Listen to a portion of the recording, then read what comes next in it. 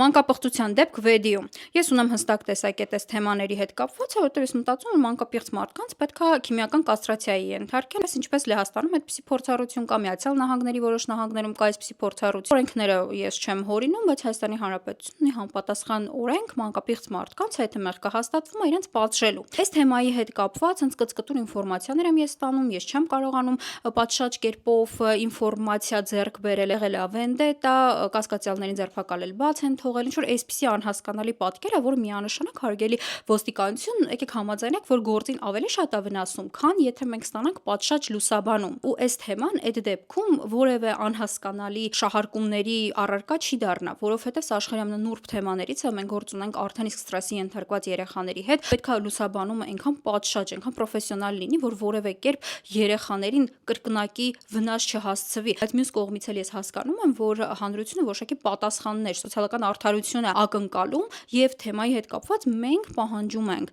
պատշաճ լուսաբանում։ Այսպիսի կծկտուր բաներ այստեղից այնտեղից վերցրած գործին ավելի շատ է վնասում։ Մարդիկ իմանան, թե իրականում ինչ է կատարվել, ինչ է կատարվում եւ ինչա լինելու։